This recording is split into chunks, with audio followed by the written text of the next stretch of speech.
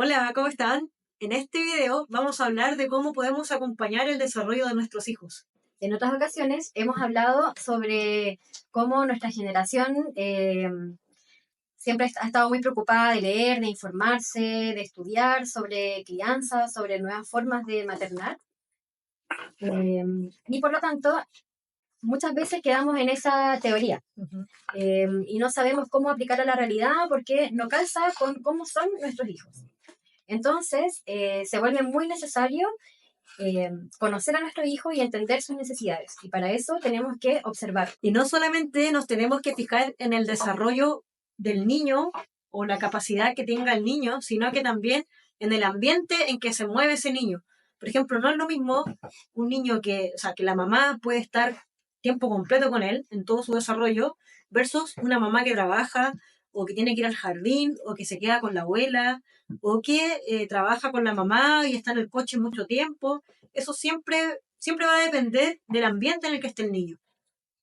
Exacto. Y pensando en esas situaciones, en los países en vías de desarrollo, se inventó este concepto de estimulación temprana que estaba pensado justamente para situaciones o contextos que no estaban suficientemente enriquecidos para la estimulación que necesitaba cada niño en su etapa de desarrollo. Pero, por otro lado, tenemos que, por ejemplo, en nuestro país, en Chile, muchas familias tenemos las condiciones como ese ambiente enriquecido o suficientemente enriquecido y las posibilidades de poder estimular a nuestros hijos. Y además le comenzamos a sumar esta información de estimulación temprana. Entonces comenzamos a llevarlo quizás a un montón de talleres, a un montón de actividades para que el niño esté siempre como muy ocupado y terminamos cayendo en una sobreestimulación. Dicho esto, por eso es tan importante saber qué necesita el niño en cada etapa de su vida. Y para eso, lo primero es saber que cuando las guaguitas son muy chiquititas, antes de los 2 meses, necesita estar con su mamá, no necesita nada más que estar con su mamá. Ese es su ambiente natural. Hay que pensar que también que nosotros, como humanos, nacimos como no terminados, por decirlo así. A este concepto se le llama exterogestación, y es que el bebé necesita 9 meses para desarrollarse dentro de la guatita de la mamá. Y ahí más o menos nacemos con un 20% del cerebro desarrollado. Y el resto necesita 9 meses para seguir desarrollándose y siempre con la mamá, en el ambiente de la mamá. Necesita seguir desarrollando más o menos un 70% porque nunca llegamos al 100 en esos 9 meses. Un niño percibe con todo su cuerpo.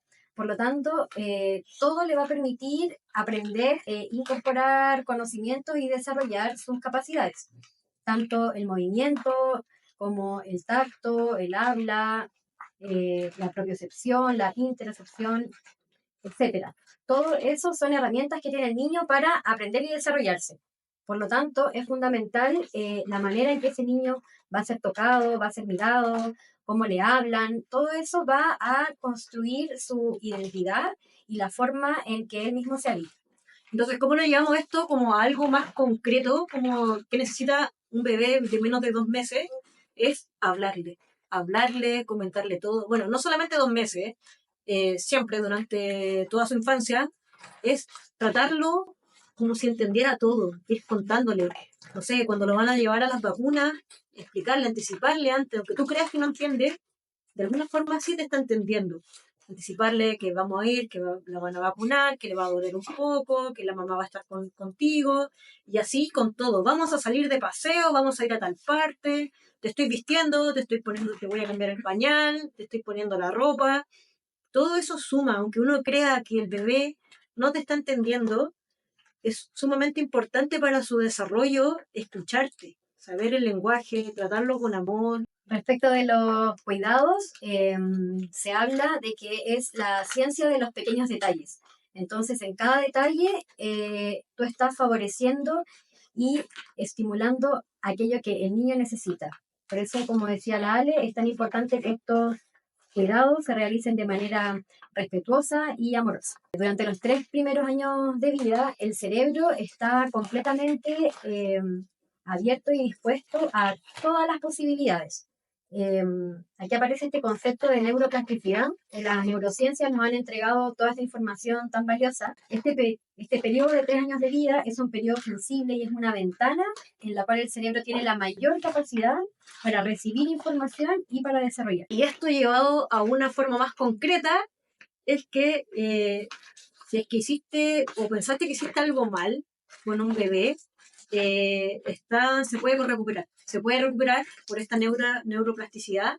Entonces, no sé, si quizás los primeros 6 meses no le hablaste tanto, o no jugaste tanto, o no lo miraste tanto, no hizo piel con piel, se puede recuperar. Se puede recuperar porque tiene 3 años para hacerlo, pero sí es fundamental saber que estos 3 primeros años sí son muy importantes. Yo, por ejemplo, lo voy a llevar como algo muy concreto, con mi primera hija, yo hice esto del lenguaje de señas, lo hice mucho. Y le hablaba todo, le hablaba todo, le contaba, ya vamos a ver esto, vamos a ir al doctor, le hablé mucho. Y con mi segundo hijo, eso fue más difícil porque también ese tiempo, esa energía también estaba en la hija mayor. Entonces yo hace poco me hice consciente de esto como chuta, quizás no le estoy explicando tanto a mi bebé las cosas que vamos a hacer, no le estoy contando tanto, y siempre es tiempo para recoger. Cuando tú logras ser consciente y te das cuenta de esto, siempre se puede recuperar.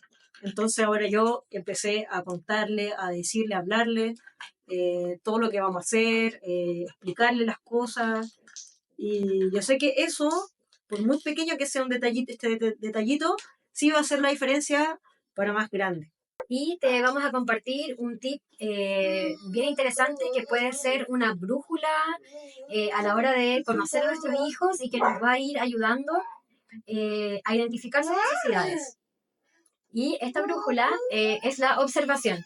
Entonces podemos siempre estar preguntándonos mientras observamos a nuestro bebé en los momentos cotidianos, mientras juega, mientras lo cambiamos de pañal, mientras lo alimentamos, y nos vamos haciendo la pregunta, ¿qué sabe hacer mi bebé? Entonces siempre vamos a estar enfocados en aquello que sí puede hacer en vez de estar comparándolo con otros niños. ¿Ya? Entonces, por ejemplo, podemos observarlo y decir, mira, mi hijo sabe moverse, sabe agacharse, sabe tomar cosas, sabe pasarse cosas de una mano a la otra. Y esa va a ser, como decía, esta brújula para poder conocerlo, conocer su individualidad, sus necesidades y desde ahí poder responder. Ya, y vamos a hacer una pregunta polémica. ¿Qué pensáis de eso de que, ¿cómo se llama? Amarran a las guaguitas durmiendo? Hacer suado. Que no lo puedo decir. La verdad, Ale, yo antes tenía una mirada como muy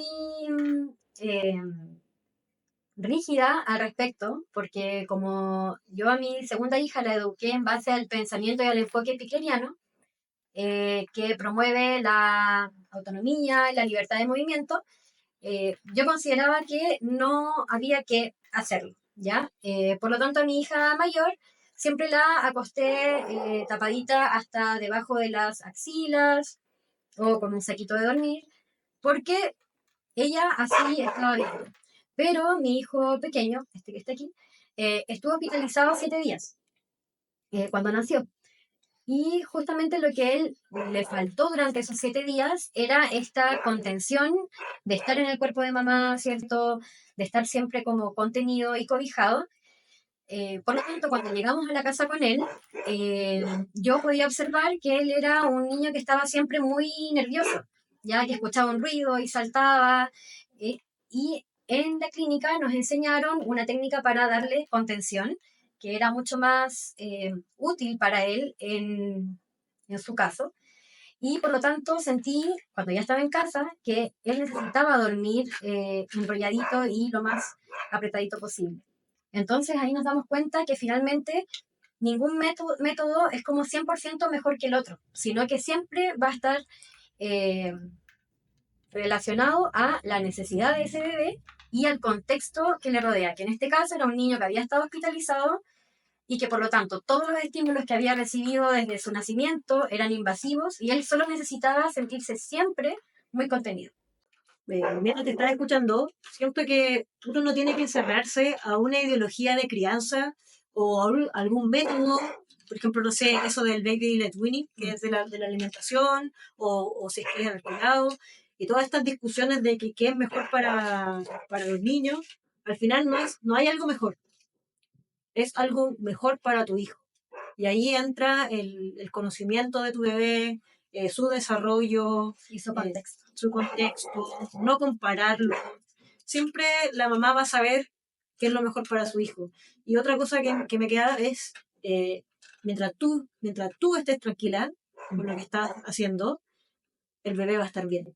Eso es muy importante. Saber que mientras la mamá esté tranquila, mientras la mamá crea que eso es lo mejor para su hijo, eso va a ser lo mejor para su hijo. Así que si te gustó este contenido, crees que te sirvió de algo, compártelo a tu amiga. Déjale me gusta, suscríbete. Nos vemos. Nos vemos.